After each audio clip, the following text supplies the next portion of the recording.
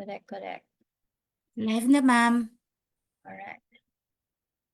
Ayan, live na tayo.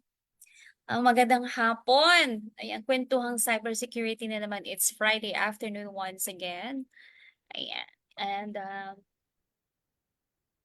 magandang hapon sa aking mga kasama dito. Si VP George. Hello, VP George. Good afternoon, magandang hapon mga ka-Pix Pro. Ayan. Live na tayo? Yes, we're live na, Mr. Chair. Hello. Ganun Magandang pa? hapon. Ano ko yang? Good afternoon po. Ayan. And good afternoon kay Sir Tops. Ayan. Good afternoon, mga ka-Pix Pro. Afternoon. Oo. Good day. Kanina, while waiting na para mag-live tayo, dinidiscuss lang namin na next week, long weekend. Sabi ni Tops, sila lang ang may long weekend. Basta tayo happy. Happy lang. Happy lang. Medyo mahina ang dating mo, Mr. Chair. Parang Sabi nga, mahina. malakas daw ang dating ko. Ngayon, parang medyo mahina. Ayan. Mahina ang arrive mo. Yan, sa akin okay naman. Ayan, okay na. Yung kanina lang parang ano. Yeah, okay naman. Ayan, okay. So share lang po natin itong ating live streaming. No, share it with your friends para mas marami tayong mabigyan ng kaalaman for this afternoon. Yeah. And while waiting for some more resource speakers, syempre babati muna tayo. At batiin ko muna yung iba't ibang chapters ng Pix Pro. Of course, we have the Pix Pro La Union chapter. Hello sa inyo dyan. And then we have the Pix Pro, ano ba to? Quezon. Ayan. Quezon. Ano ba yung meron tayo? We have of course, ang ating national, no? Ngayon kasi ang host ay NCR. Yeah, Pix Pro NCR ang host. And we also have Pix Pro, parang kinukulang ako. Aurora. Ayan. Yan. Aurora, diba?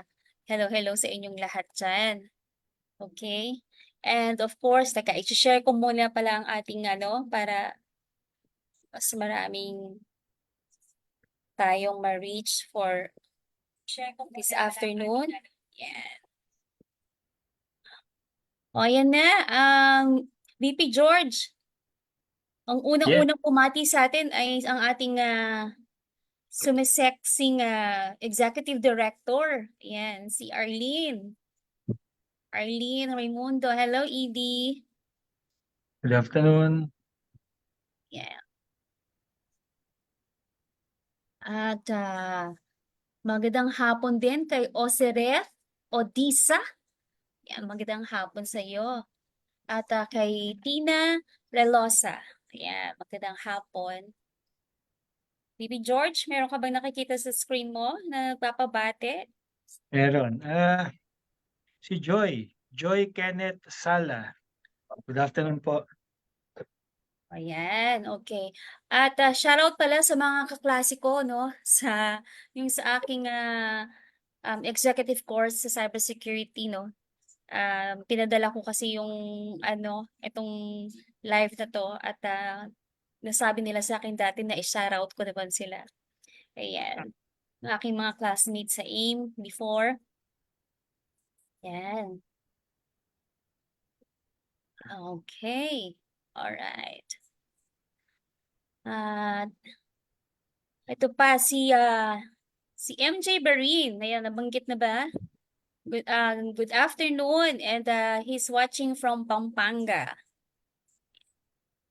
Yun. At ito si Pres Sherwin. No? Good afternoon mga ka-Pix Pro. Salamat po sa inyo, Pres Sherwin. Ang aming pong pakikiramay po sa inyo, Pres Sherwin. At prayers din po go with you, Pres Sherwin. Okay. Sino pa? VP George. Sino pa ba? Christopher Villarasa. Good afternoon po. Meron pa tayo mga ka-Pix Pro natin from Nueva Vizcaya, Nueva Ecija, Marinduque. Sir Oh, Antonio, Sir Nadilla. Magandang hapon po. ayan. Oh, ito na po ang ating very beautiful VP Ellen. Hello, VP Ellen. Good afternoon. Yan. Si VP Afternoon mga ka-Pix Pro. is our Pix Pro NCR chapter Vice President for Pix Pro Cares. Ayan. And shout out nga pala sa ating Tres Cadenas, ng ating special chapter. Magkakaroon po tayo ng collab sa kanila in one of the Pix Pro Cares activities ng NCR. Yan. Okay, okay. Yes. Batiin ko yung mga members natin na taga-UMAC, no? Oh, Yung wow. mga taga-UMAC na members po natin. Hello, Good hello sa afternoon, good inyo. afternoon. Yan, nandoon kami nung nakaraan. No? Ang laki pala ng kanilang no? VP George, ang ganda na kanilang school. Yes. Maraming salamat po for having us, no? Oy, good afternoon. Hindi ko napansin Diyan si Ellen Mm. Ellen, saan ka? Ayan, Hello, si Chairman.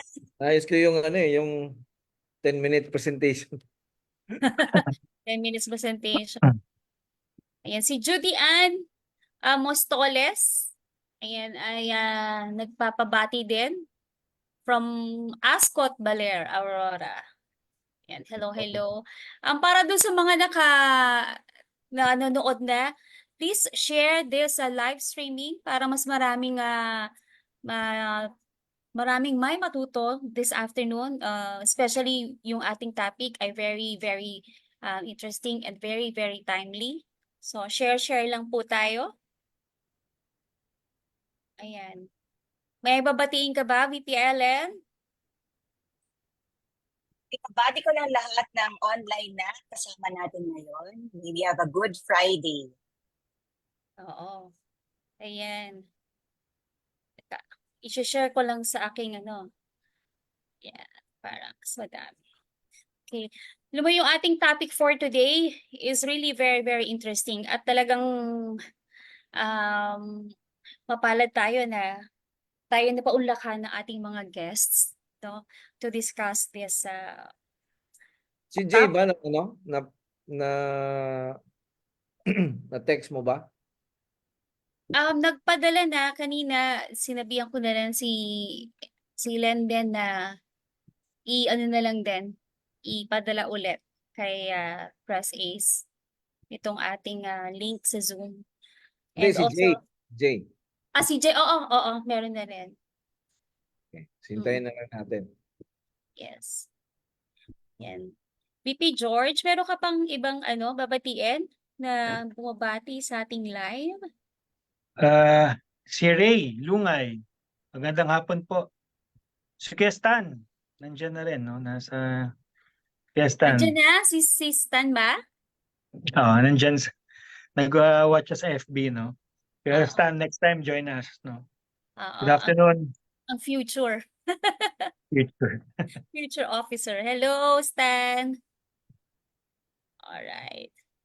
At syempre, shoutout din dun sa ating mga NCR chapter officers na sa ngayon ay nasa kani-kanilang mga meetings. Hello, shoutout sa inyong lahat. At next time na lang daw sila join ulit. Panoorin nyo na lang din kami at i-share itong ating live.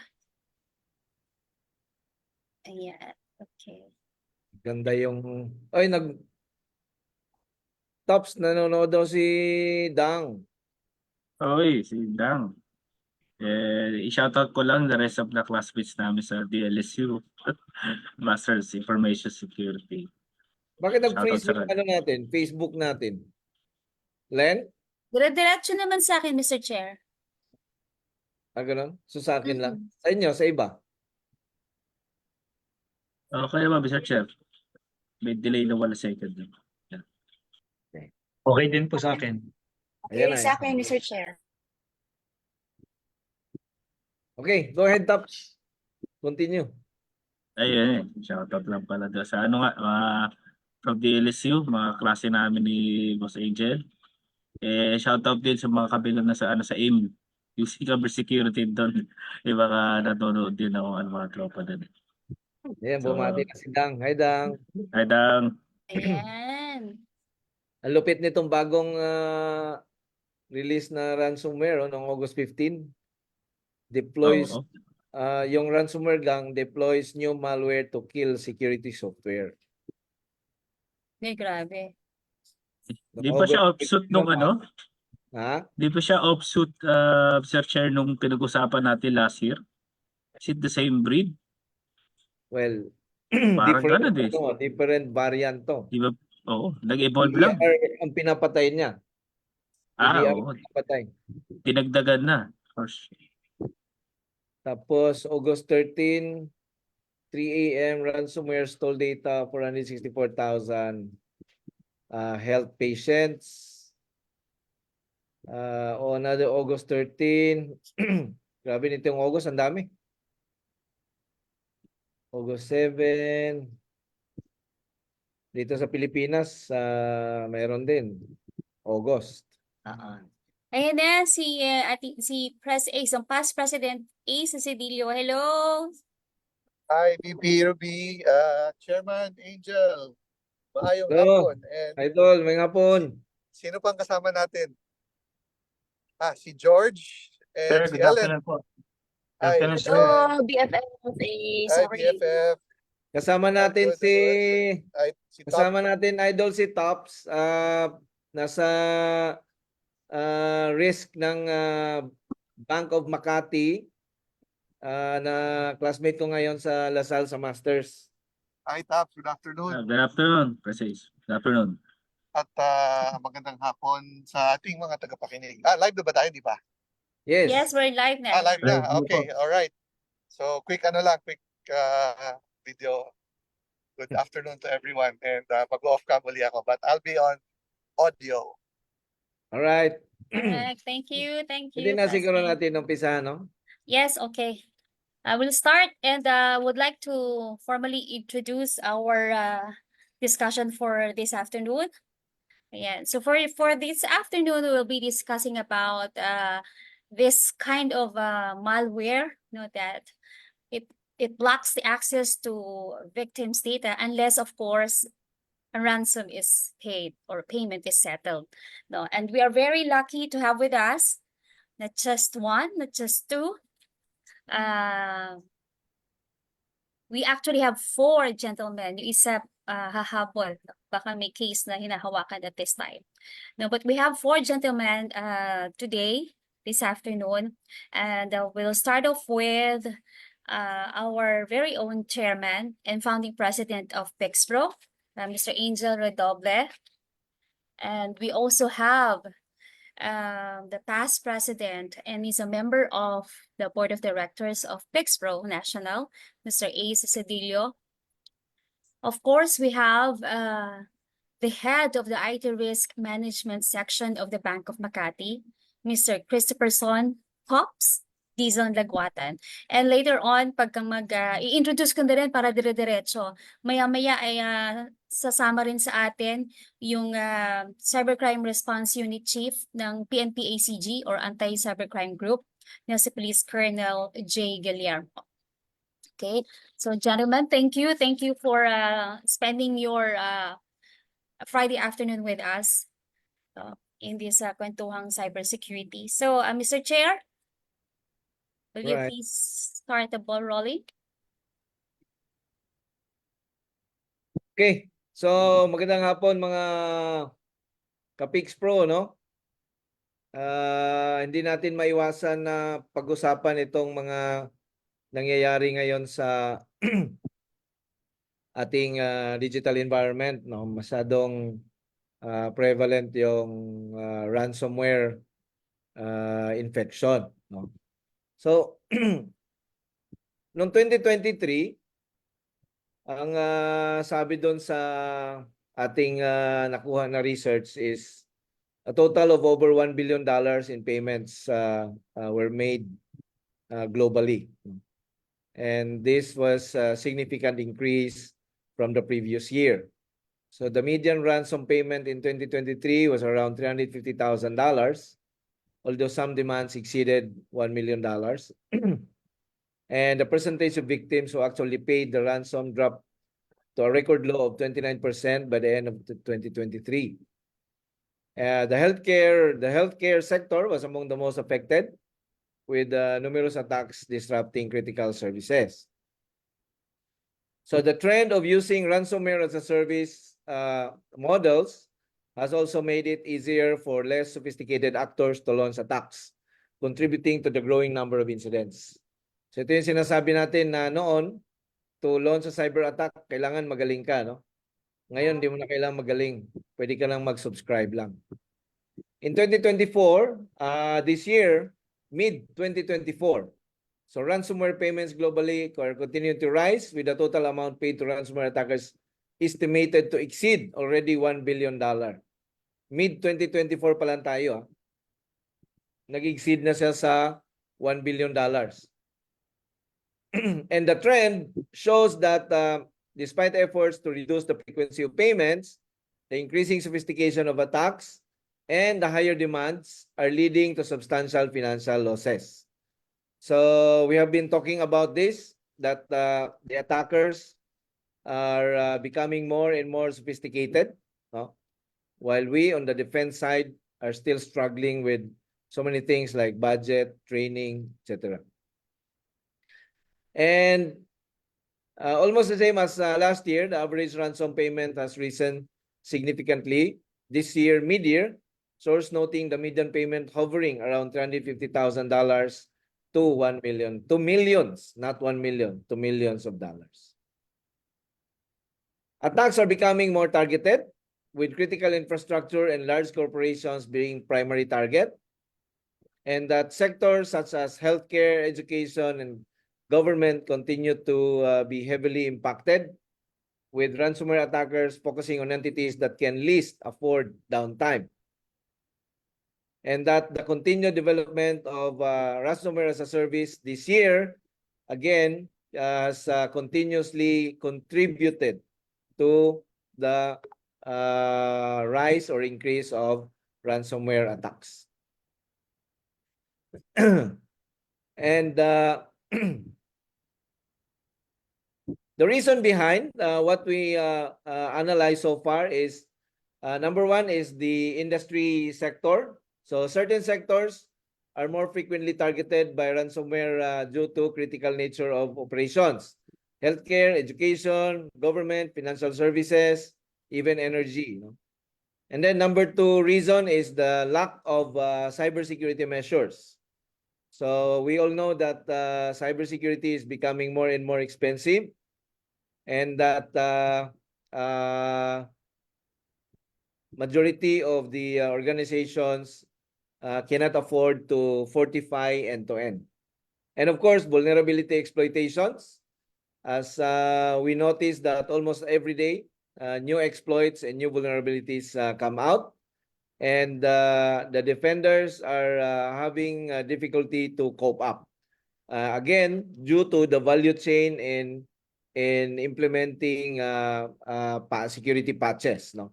You have to get approval, you have to test, you have to do this, you have to do that. So a window of opportunity for the attackers. And high value targets.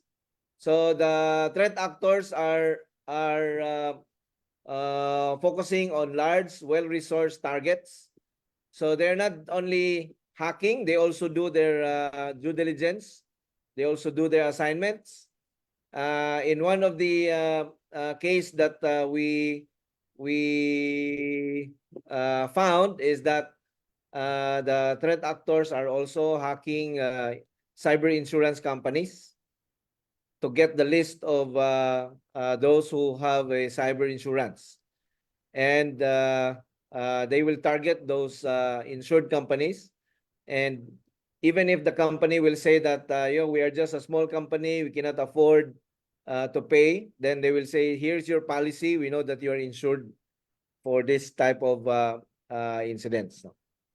And of course, remote work vulnerabilities, as we continue to allow remote devices from our workers, either through RDP or VPNs, it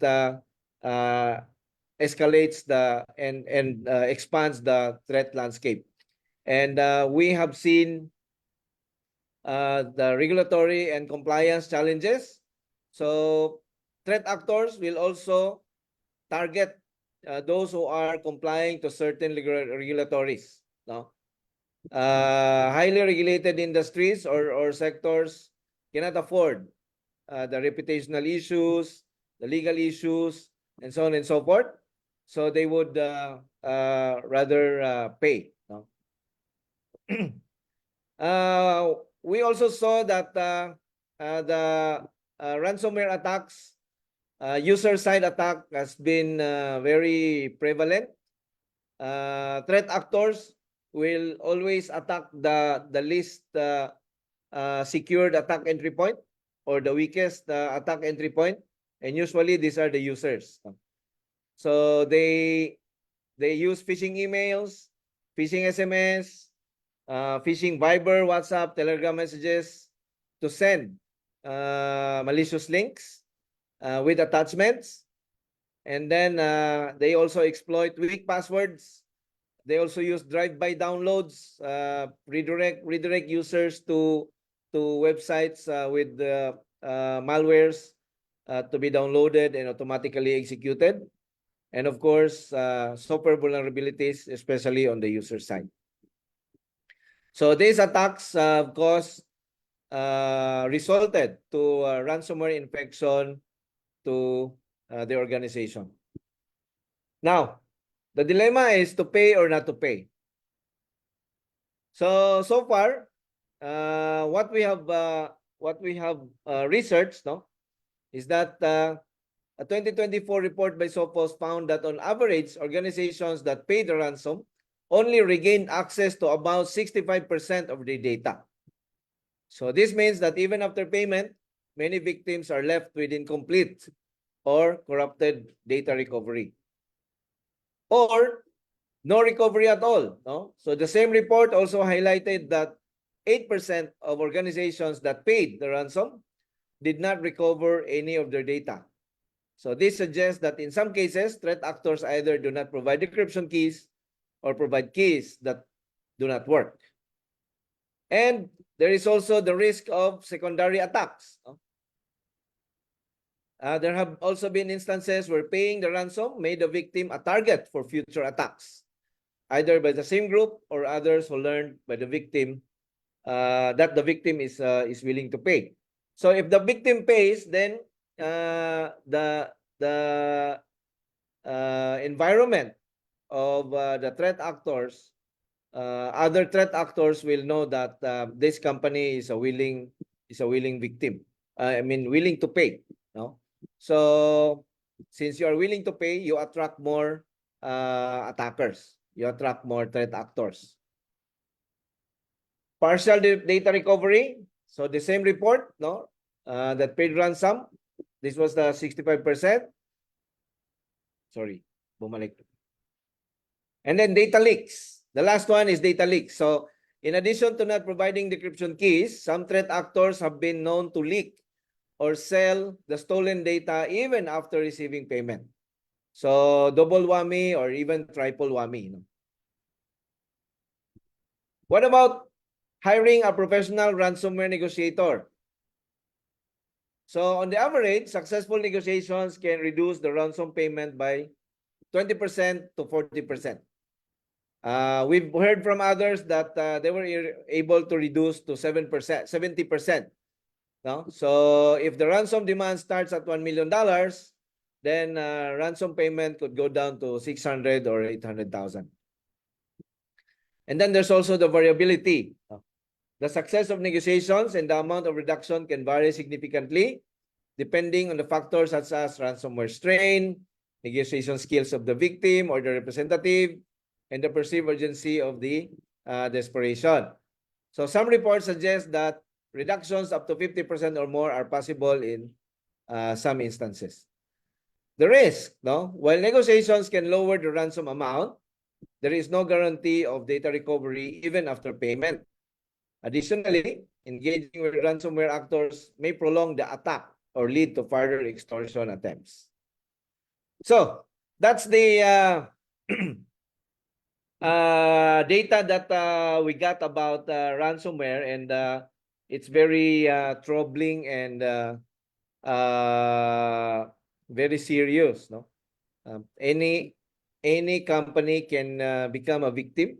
Any organization can become a victim. And the question now is, how do we? Number one, how do we prevent? And number two, if successfully infected by a ransomware, how do you respond or how do you handle? So there are different angles where we can discuss, mainly on the law enforcement, on the organization itself. Do you buy insurance or do you self-insure? No, and then maybe on the international cooperation, we can discuss further. If I may start, no, even 2 years ago, I remember saying that this will only go from worse to worst.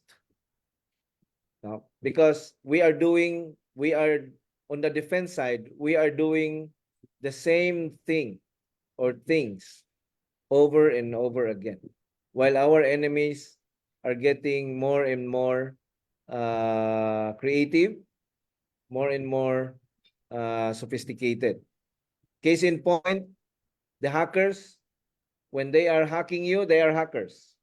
But when you are already compromised by ransomware and you respond to the ransom message, they become businessmen. They become businessmen. So if you offer 50% reduced ransom, they probably accept that. Even 70%, because it's still money. All right? Yeah. Kirby? Yeah.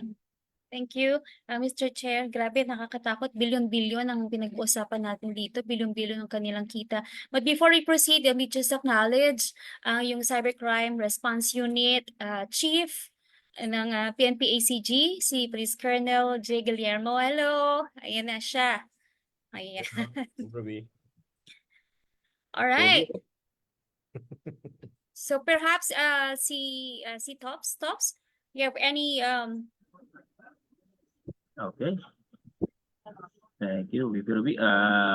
I just like to bounce off lang dun sa present nga ni Mr. Chair, no? In ransomware, you don't assume that once you pay, everything will be rescued. One of the methods ng what threat actors would do is they only ransom a portion that they already extorted. Yun ang ano nila it's a double extortion actually, the methodology na ginagawa nila ngayon. Kunyari, meron akong 10 terabytes of data, ang ransom ko lang sa'yo is 2 terabytes. Pero alam ko, nakuha ko na lahat because it's already a visible market out there in the dark web that the rest of the data is I can trade off through yung sinasabi natin negotiators or brokers. It's a big market out there. If a broker ransomware siya yung kumakausap para ibenta ko sa iba yung data mo, he or she will get like around 10% of the total profit. So tama si Mr. Chair, it's a big business out there. And what will happen also that with this distribution of data is palaki rin yung percentage that if you see in the past 2 years, there are already leaks ng mga resold. Dire-resold lang yung data And it happened, hindi namin alam na from 2 years ago. Actually, I personally know a hospital right now. I would say that they were attacked in 2021. But they just found out that their data was sold just this year. So, nababahala kami. And also within those systems na nakita na on the trends, the huge increase, for example, like in the education sector, as I increase of 51%. Because these attackers are gaining advantage on things that sa kanila, they can control easily. For example, we're using social media. Most of the attack vectors right now hindi na ini-infiltrate na something to trigger, na i-infiltrate pa na maglalagay ko sa server, mag-i-install ako. It's no longer there because of the easy kits na nabibili. And you can buy and subscribe sa ransomware service. I can buy for as low as $5 or $6. The structure's already there. I've seen one and madali. Even if for a kid's script, in one interview, I've seen a 13-year-old is able to execute it on a school university system. Ganon kadali siya. And then, what happened next is that nawalan ng klase. Kasi kailangan lang niya mag-skip ng school. He was able to have a ransomware at saan niya nilagay? Sa school university system lang nila. So it's so easy for these toolkits to go around. And in terms of the the currency, how many are not reported or not accounted for? We're just talking 1 billion. But it could be 5 billion for all we know. Diba? So maybe I could collaborate with the others muna. Thank you very much po.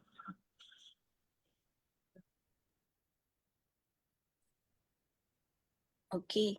So while we're waiting for others to respond, meron tayong tanong coming from Mr. Mario Enteria. Do you have the local figure as to how much the ransom is? Local, Local ransom amount. wala tayong, tanungin natin si Jay kung mayroong na-report sa kanila. Sa part ng law enforcement, especially the PNP and the cybercrime group, walang nagsasabi kung nagbayad ba sila o hindi. Especially on the government side, talagang hindi sila nagbabayad. So sa mga private institutions, there are some reports pero it's not confirmed na merong nagbabayad. Siyempre, ayaw nilang mapahiya yan. Kaya no figures pagdating sa ransomware, especially on the PNP ACG. Dito naman sa atin, walang na-hack. Kung nabisto na na-hack, wala namang personal data na involved. Kung nabisto na may personal data, hindi naman nagbayad.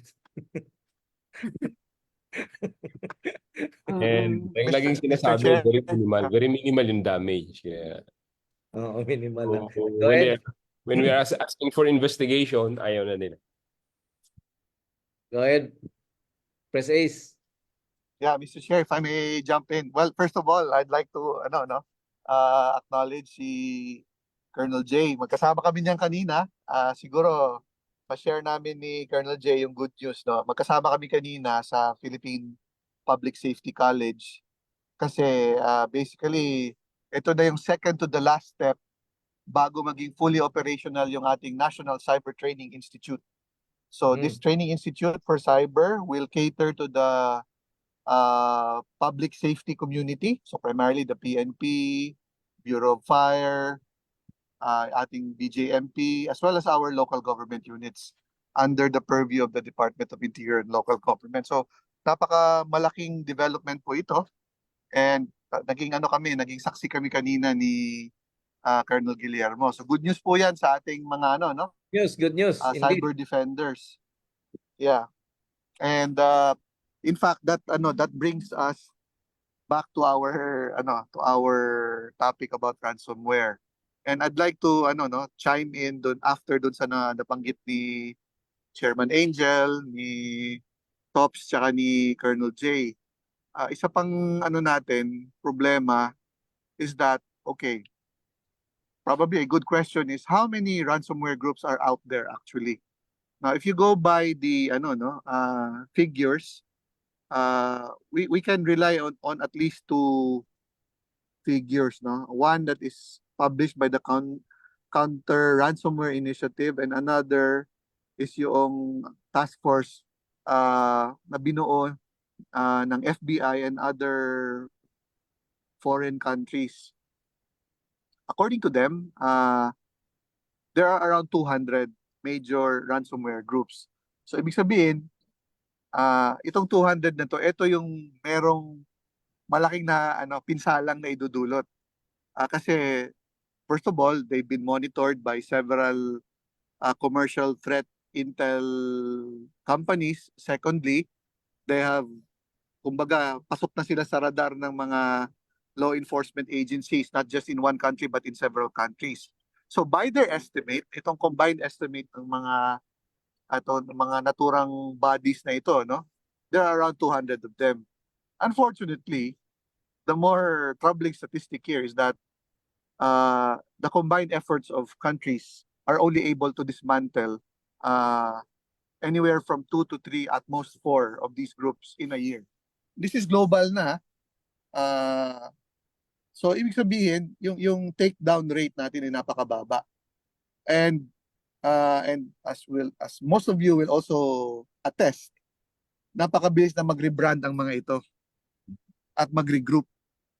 Correct. So not especially because, as explained by the chair kanina, hindi naman kailangan maging expert ka sa lahat for you to become a formidable ransomware group. You only need to have at least one skill set.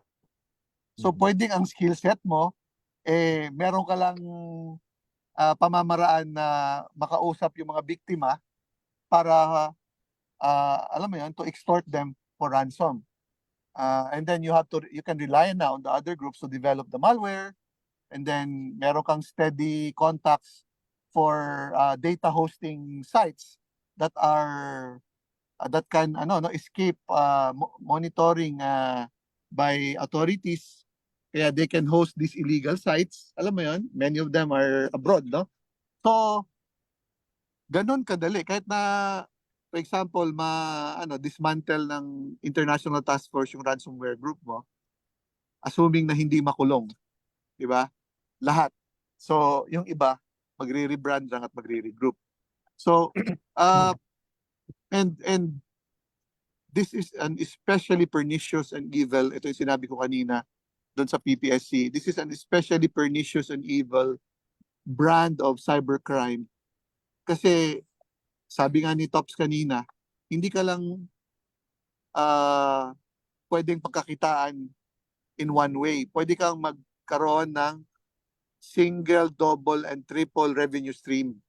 Kasi babayaran mo yung pag-unlock ng encrypted data mo, babayaran mo din yung pag-unlock ng encrypted systems mo.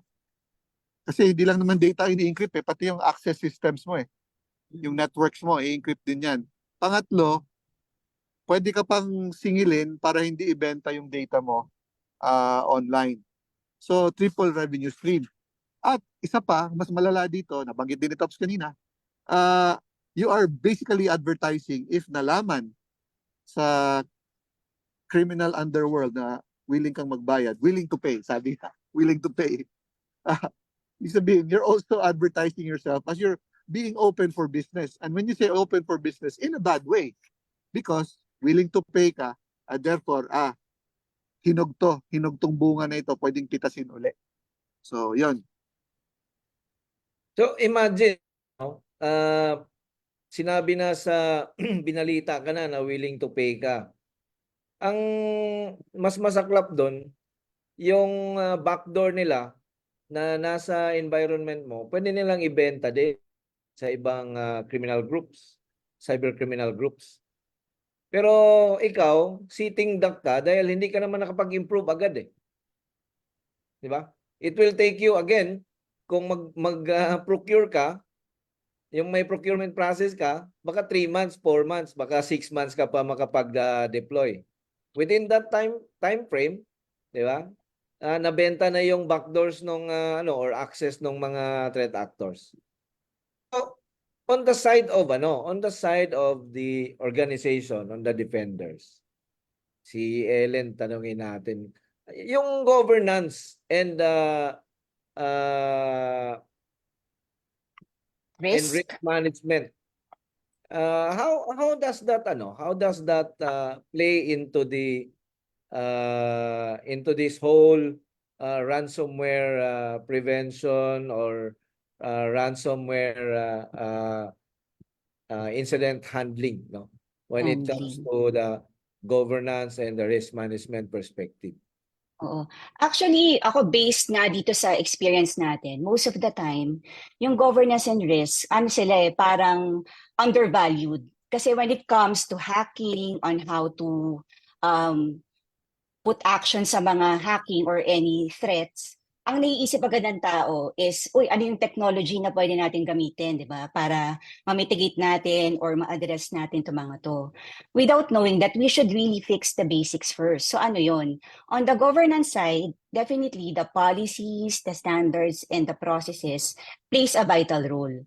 So imagine kung wala kang policy, wala kang standard na alam ng lahat ng tao on how to avoid a threat, on how to fortify your defenses, kung ano dapat yung mga basic na awareness and training na dapat na alam ng mga employees. Kasi di ba, as we always say, human is always the first and last line of defense. And most of the time, kaya tayo nabibictimize is because merong taong nabibictim.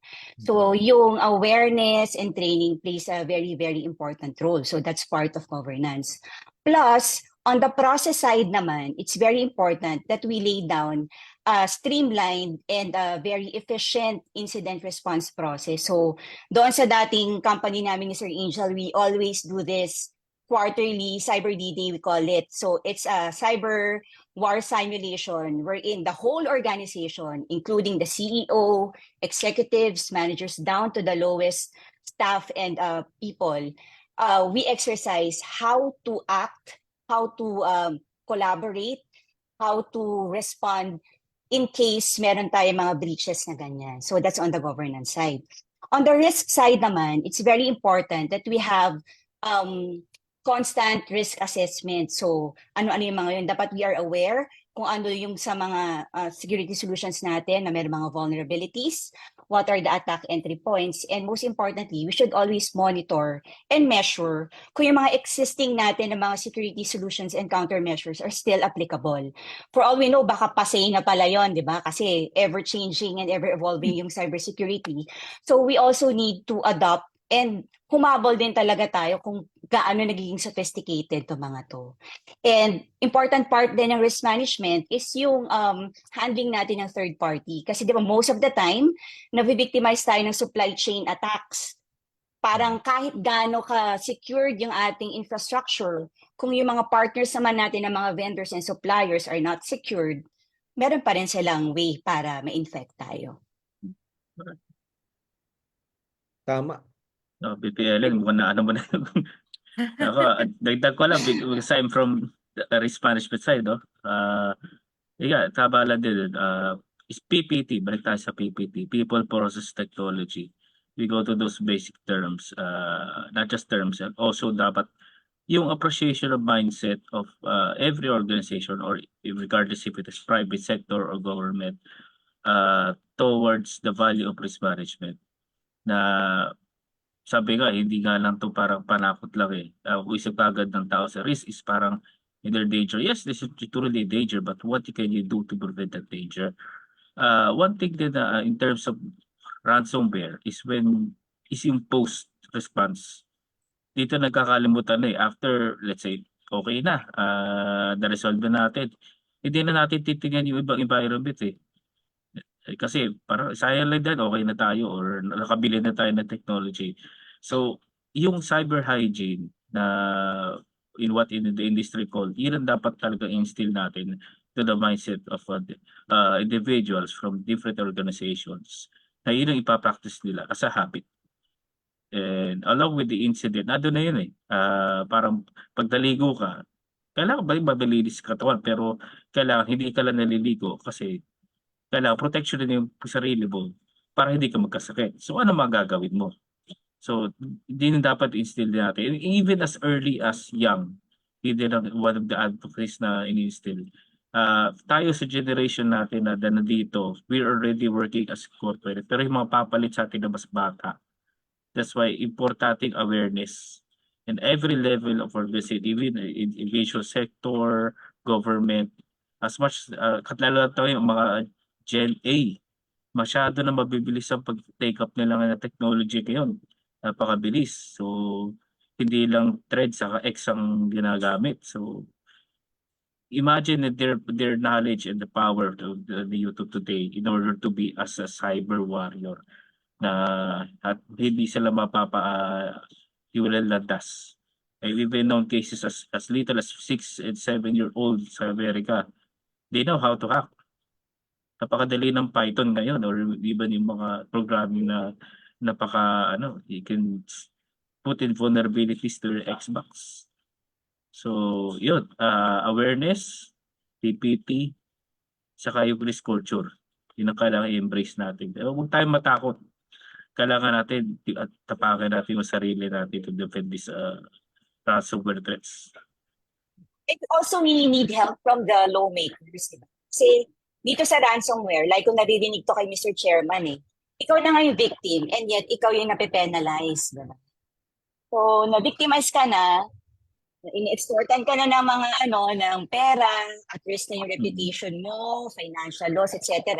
And yet, kailangan mo rin sumagot sa government, di ba? Sa mga regulatory board na you are forced to pay a certain penalty because hindi ka naging magaling sa cybersecurity mo na. So, Ipadagdag ko lang, PL, kasi the laws right now doesn't have the provisions in order for you to be anonymized. Data privacy is after the fact, but you don't have that strength of the individual to protect themselves. Laging yung institutional or something that would in favor.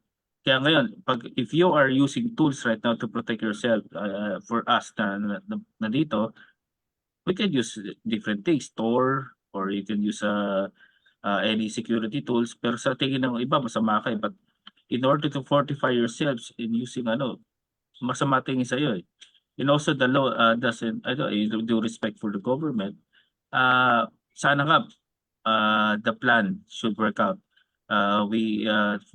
Tayo sa private sector and others in the government really support the National Cybersecurity Plan of the government na sana makatawid na because a lot of those provisions would help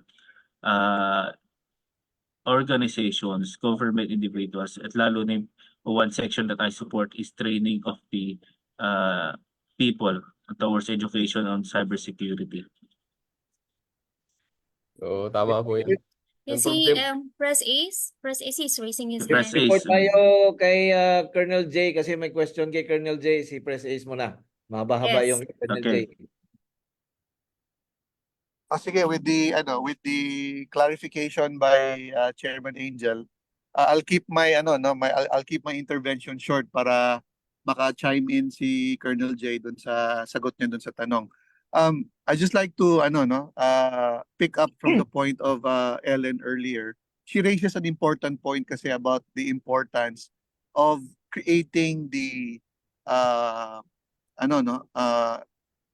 encouraging environment to self-report and seek help at the same time. But also balancing it, and I'd like to make clear na this is really a very personal point, other than my role as a person and as a member of PIXPRO, diyan po nanggagaling po yung aking punto de vista.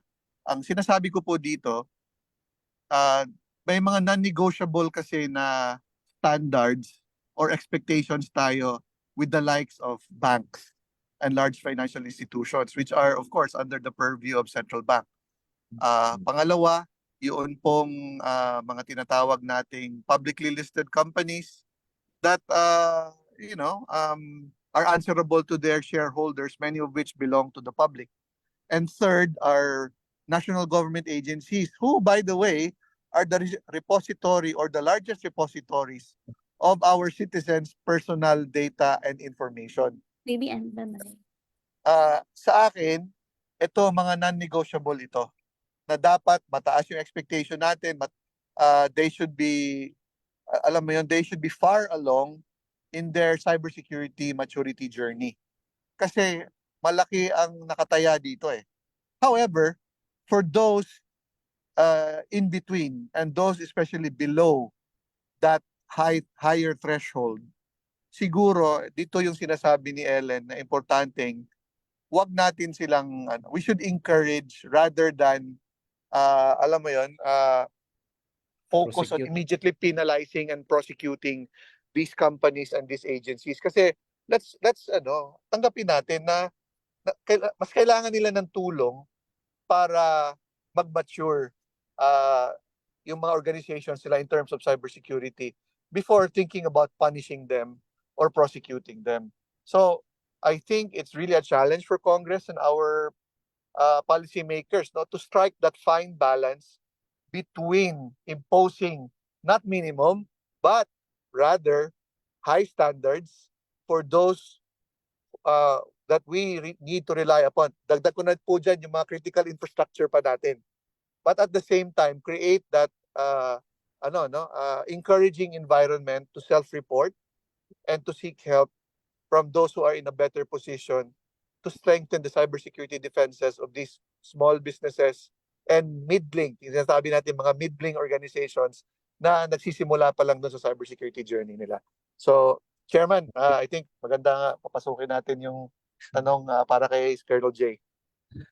By the way, yung sinasabi mo na industry Press Ace is 99.7% of our entire business universe. So napaka-importante na tulungan sila. So, Colonel J, your comment. Oo. Yun nga, lagi kong sinasabi, pag tinatanong po ako, ano ba ang role ng law enforcement? Pag wala po kasi batas yan, ang pulis ay wala rin pong magagawa. Dahil if you go to a public institutions, kumbaga that is already a violation of their right. Kaya if they will ask me, give us laws also to protect the law enforcement and the private institutions so that we can make a good collaboration lagi. Kasi nga, we have a data privacy law. Kung minsan merong misunderstanding kung paano ba nag-iimbestiga ang pulis pag meron ng violations o meron ng mga crimes, tapos they are insisting of the data, they have to protect the data. Sabi ko, how about the victims who are already victims, and you are protecting these individuals, and these are criminals. So kailangan magkaroon ng continuous collaboration with the institutions. And katulad nga nitong mga nasa technology, nasa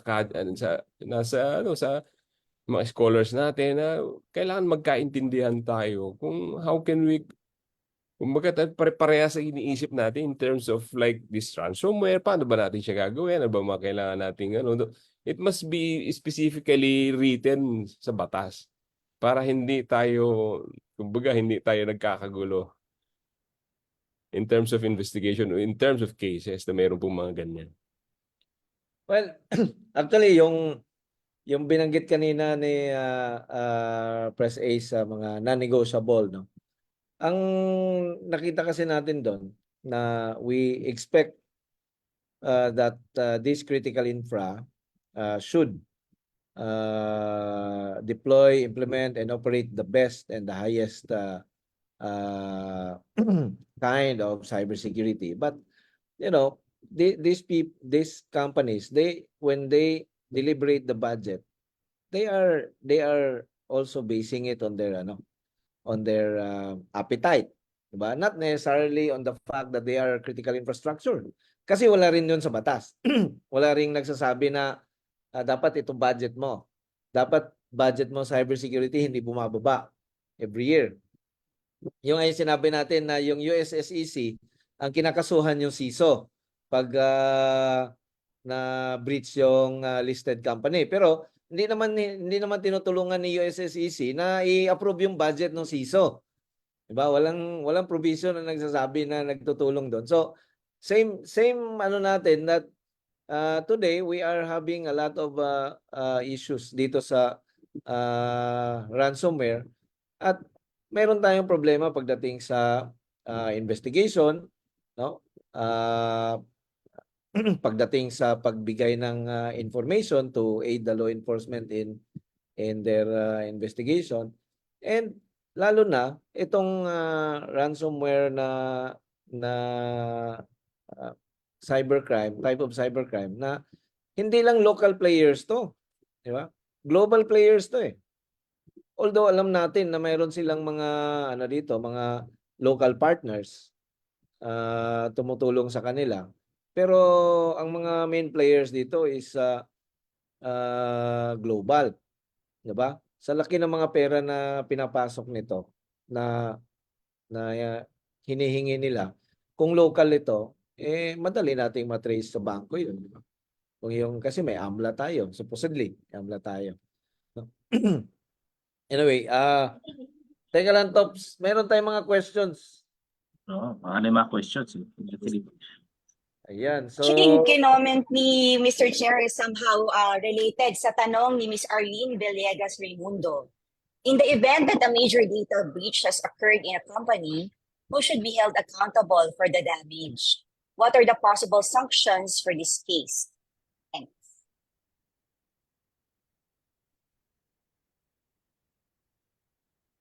ayun.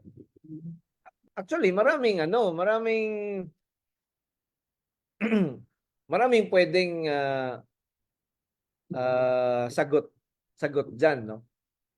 Definitely, kung sino yung task ng cybersecurity ng isang organization, automatically doon naka-point sa kanya yung accountability.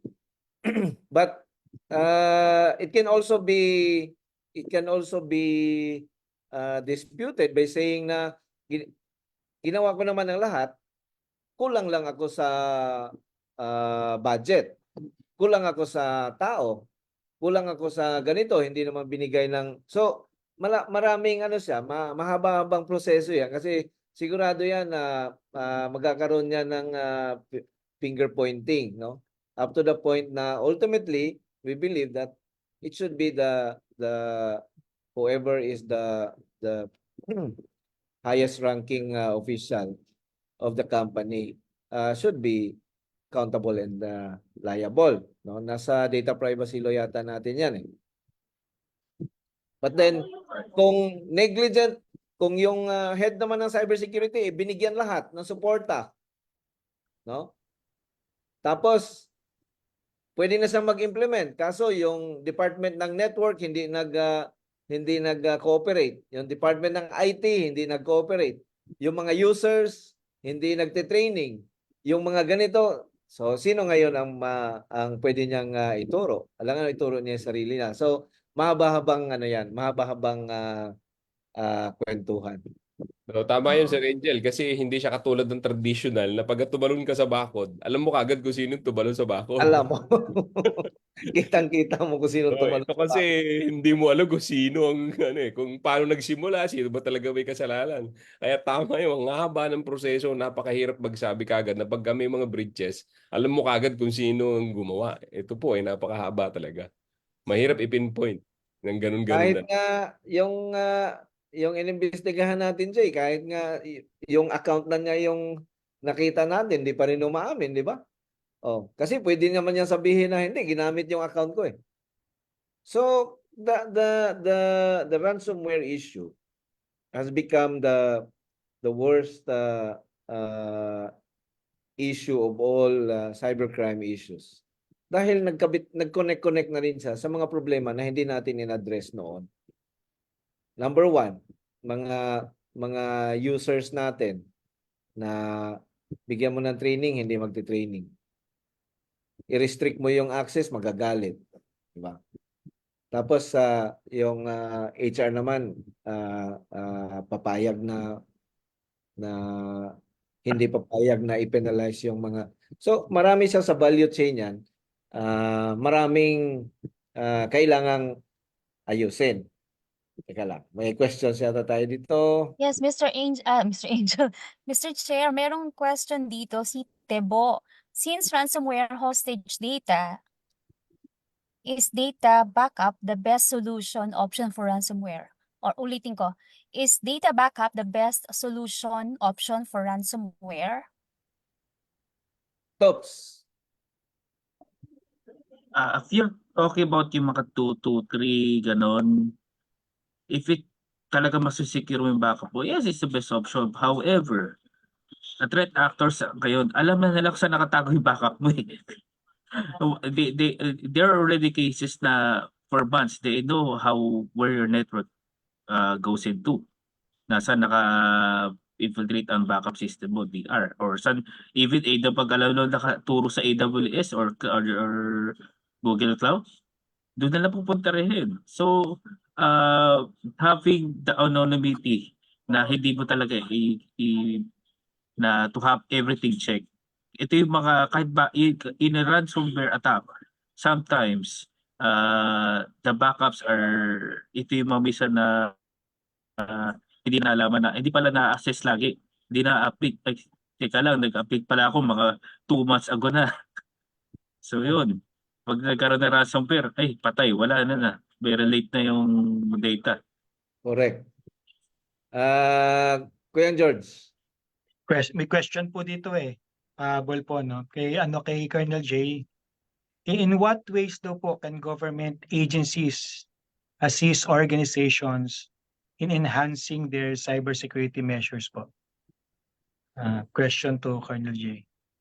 So, sabi ko nga kanina, ang ahensya ng gobyerno, hindi basta-basta siya nanghihimasok ng walang authority from private institutions. Even there are government institutions, nanghihingi pa talaga kami ng authority for us to conduct investigations. Maganda lang kasi sa gobyerno, only a letter, kumbaga okay na yun. Pero sa private institutions kasi, if the law enforcement will go directly to the private institutions, delikado yun. Sabi mo, delikado tayo kasi they can file a case against the police. Kung minsan, ang kausap po ba doon are lawyers. So very challenging yung law enforcement na pumapasok sa private institutions. But kung merong mga gamoy, dapat nga talaga nakalagay yan sa batas na pag sinabi in case there are any attacks or breaches, government man yan o private institutions, immediately the law enforcement response. Magre-responde siya kaagad dapat. Kasi nakalagay siya sa batas na wala nang gagawin ng private institutions or hindi na nila pwedeng harangin dapat. Na this is just for the investigation. Kasi ako every time there are some mga ganyang institution, may mga ganyang mga breaches or attacks, lagi kong sinasabi, hindi kami naghahanap ng kung sino may gawa. Hinahanap natin siya kung paano yan nagsimula ang pangyayari na yan. Para kumbaga, doon tayo matututo Doon tayo matututo lahat. So yun, dapat nakalagay lagi sa batas ito Kasi pag wala pong magagawa ang law enforcement. Correct, Ano? Colonel J.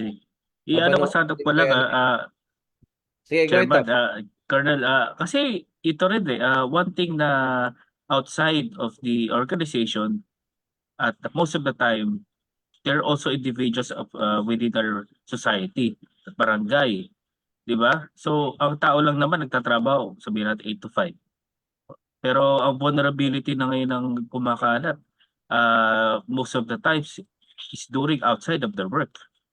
So mas maganda talaga na within the law is the protection of a individual regardless if it's nasa government or nasa private sector. Din ang for now, malaki problema din natin. For us na sa organization, we already have those policies. May mga measures tayo. Sa amin sa financial sector, buo na yung reporting namin However, anong gagawin naman ng mga small and major enterprises na talagang walang-wala na who do they report? Yun yan ang I advocate, I support the cybercrime group na i-advocate na mag-report kayo na mayroong nangyayari sa inyo. And what more actually, maybe these numbers are more than the organizations na hindi natin alam. Yun ang kawawa. Yung mga small and medium enterprise at mga individuals na hindi alam kung saan magre-report. Well, actually, yung hindi lang yung pagre-report eh. At kahit na may investigahan na nila law enforcement, yung issue pa rin ng improvement. Kasi na-compromise ka eh. Na-compromise ka, you have to improve, di ba? And you cannot improve in an instant. Yun ang laging advantage ng mga threat actors, di ba? So, going back to the backup, may backup ka, hindi mo naman ma-load agad yung backup mo kasi yung system mo, as mentioned by Press Ace kanina, hindi lang naman data mo ang na-encrypt, pati system mo encrypted. So you have to reformat. You have to reinstall everything. It's okay if you only have 1, 5, or 10 servers, no? Pero kung malaking organization ka at meron kang 100, 1,000 at 10,000 na mga makina with complicated interconnected and integrated systems and applications, it's not gonna be that easy. Your backup will be negligible. And ang yung nangyari pa sa isang na outside the country na ransomware siya, nag-recover sila. Hindi nila pinansin yung ransom demand. Nag-recover. Hinintay sila maka-recover 5 months. 6 months naka full recovery na sila, full blast operation, ni ransomware ulit sila kasi may nakatanim pala doon sa loob, di ba? So, ganun ang yung thought process ng threat actors advance kaysa sa atin. Pag na-ransomware tayo, ang sasabihin agad, hindi tayo magbabayad, mag-recover tayo. Okay, mag-recover, but that's not enough. You have to improve. Mag-recover ka, tapos ganun pa rin ang security posture mo, patay ka, di ba? So, siguradong ma-hit ka ulit. And baka mas malala pa yung ransom na abutin mo. Nababasa na nila yung moves natin eh. Kaya nga lagi nating sinasabi na dapat unorthodox tayo. Hindi na tayo pwede na lagi na lang natin kung anong ginawa natin many years ago to respond to an incident will still be the same kasi nabasa na nila lahat. Yes, Press Ace. Mr. Chair, ako naman, ang gusto ko ring idagdag is yung palagi nating sinasabi na yung circular process, how you close the loop. 'Di ba? You cannot improve what you cannot manage. You cannot manage what you cannot measure. So that goes back to your point, no? Na kung what you initially measured as your starting point for cybersecurity at yun ang in-improve mo, the next time you do that process again, iba na naman yung baseline mo. Kasi assuming that your original state nabago mo, nagbago rin yung iyong threat environment. Nag-evolve pareho yan. Ikaw, nag-evolve ka, nag-evolve din yung kalaban mo. So palaging it's a continuous cycle. So it's really important, no, yung sinasabi mo na it's kumbaga security or cybersecurity. Nasabi to kanina doon sa discussions namin. Cybersecurity is not a product, it's a process. It is. And it's a continuous process. So hindi ka matatapos diyan. And maganda yung sinasabi kanina, I don't know who it was who said it, no? I think it goes back to the fact na for at each level, iba dapat yung approach natin. Iba yung approach in securing an individual, and by all means they should be secured. Iba, si Tops pala nagsabi nito. Iba rin yung approach when you secure an organization, and iba-iba pa ang organizations, ha? And they are also in at different points of their cybersecurity journey. And more importantly, iba rin yung pag-secure ng national cyberspace natin. Because we should think of it as an extension of our national territory. It's not enough that we secure our own, kumbaga, our own space. Hindi, kabit-kabit lahat yan. in the end, di ba, a cyber threat to one is a cyber threat to all because that is the very nature of the internet. It's interconnectedness. So yun lang, I just wanted to throw that in.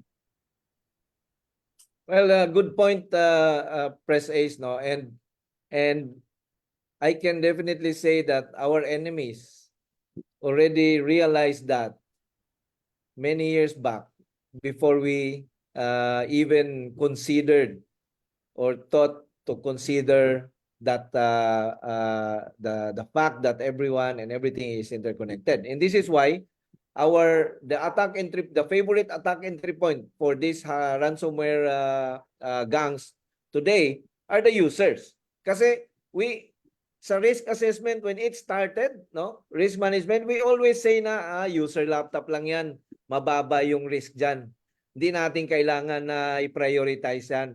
Hindi natin kailangan na lagi nating titingnan yan. So yan ngayon ang nangyayari, no? So different levels but with heavy consideration din. Kasi ngayon pag na-compromise pala yung workstation ng ating nag-work from home, once he or she connects to our system, then his workstation or her workstation can become an attack entry point from the threat actor, and it can spread like wildfire kapag nagkaroon na ng ransomware. And as mentioned earlier by Ellen, governance and risk management plays a very important role to connect the end-to-end ecosystem of the cybersecurity of an organization. Medyo mas magkakaroon na ng complication kapag i-connect na natin yung private sector at saka government sector, and then yung domestic cyberspace natin to international cyberspace. Siguro mga international cooperation or collaboration will be needed, no? Ang dami pa natin pag-uusapan kaso malapit nang mag alas 6. Mayroon lang basahin Another topic na lang. ni Interesado Jefferson. dun. Sabi ni Jefferson Pacanya, DICT can conduct VAPTs on other agencies to create reports on possible vulnerabilities and recommend a proper environment. Okay. Press Ace, are you still raising your hand or kanina yan? Kanina pa yan, Mr. Chair. Sorry, Okay. I'll put it down already. All right, since Yep. we are down to our last minute, Press Ruby, back to you. Yeah, Mr. Chair. Well, bago ko ibalik sa inyo para sa inyong mga final words for today, isa-shout out ko lang yung ating mga CSPP trainees, no? Na mag-start tomorrow nung ating Mag-start na training. ulit. So, good luck sa inyo. Yes, tomorrow na yan. All right. Ilan And sila? Ilan? 30 plus yata, Mr. Chair. Wow. We have a very good number yung ngayong batch na to. Alright. So, yun.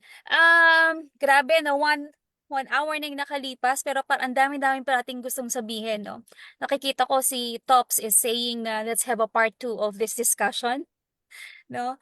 And so before we close this episode, asan si Jay? Jay? Na, may tawag. May tawag na, okay. Tops, any last words for this first batch of KC sa ransomware? Kasi may part 2 Yes. pa to. Magpapasalamat lang ako for the invitation ng PixPro. And as a member, thank you very much for this cases. Okay, forward sa mga susunod na case na maimbitahan ako. And to all na dito for the Facebook audience natin, let's just stay awake. Because ransomware protection or even cybersecurity protection doesn't only protect organization, but it also protects our families and the country. So thank you very much po. Happy lang. Thank you, Tops. Press Ace?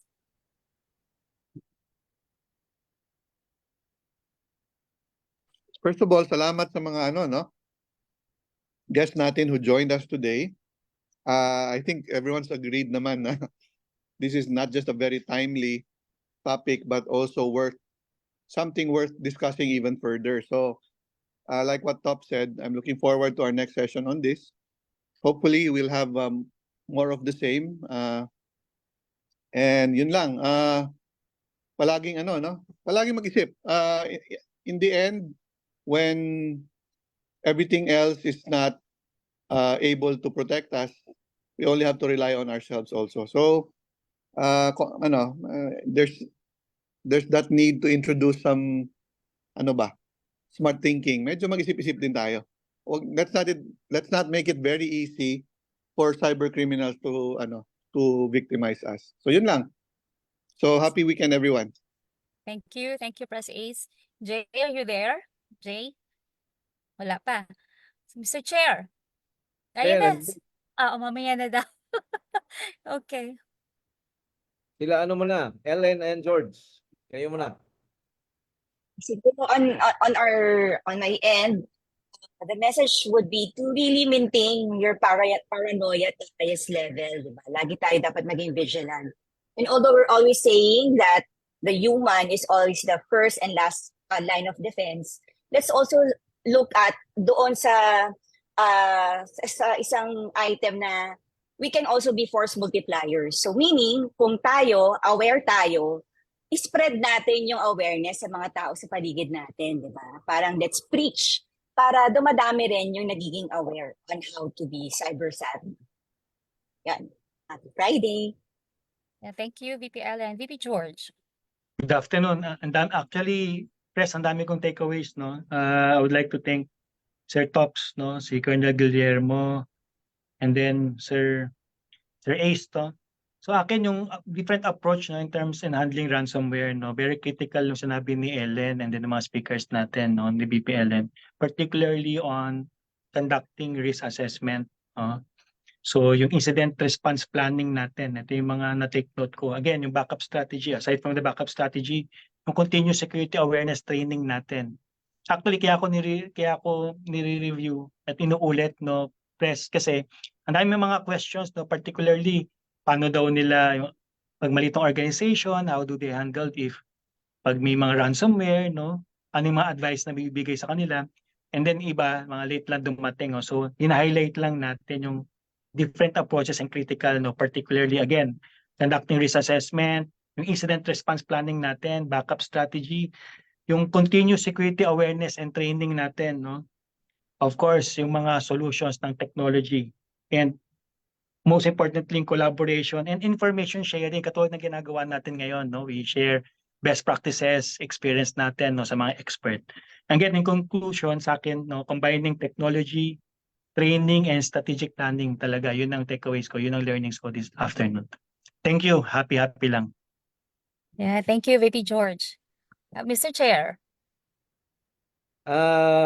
Ikaw ko lang yung mga sinabi na lang ng ating mga ibang speakers, no? And first of all pala, thank you once again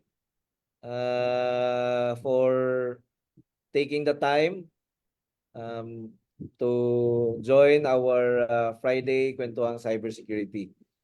Kaya nasabi ko kanina, itong ransomware 2 years ago, sabi ko this will only worsen. Because the threat actors are becoming better and better. Attacks are becoming more and more sophisticated, but we are still doing the same thing over and over again. And we are still nakahon pa din tayo sa proseso natin. Even yung AI nga, di ba? May AI na ginagamit na ng mga threat actors, ang galing-galing na tayo.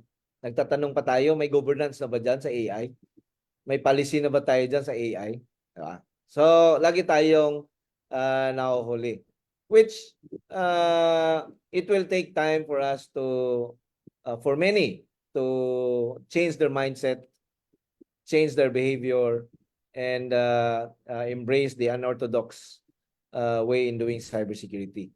Basang-basa na ng mga kalaban natin yung ating playbooks. Basang-basa na nila kung paano tayo magre-react, paano tayo magre-respond. No? It's time to burn the playbooks and create new ones.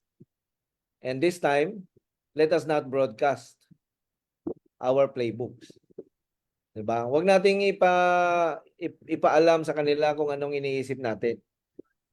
Huwag nating Huwag tayo ipaalam. po sa walikil.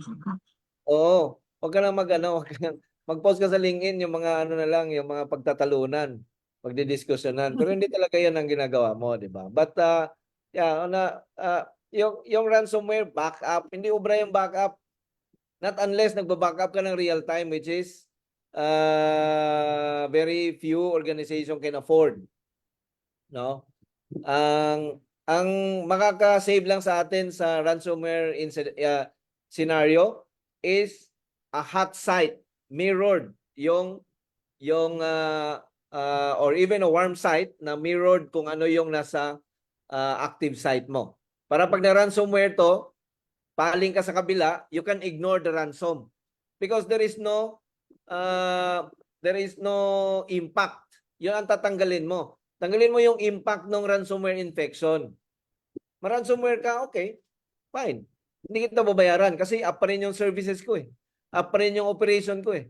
Up pa rin yung ganito ko. Ang poproblemahin mo na lang, ang sagutin yung regulatory. Hindi mo na problemahin yung ransom. Di ba? But of course, meron ka pa ring marami gagawin at napaka-expensive nun.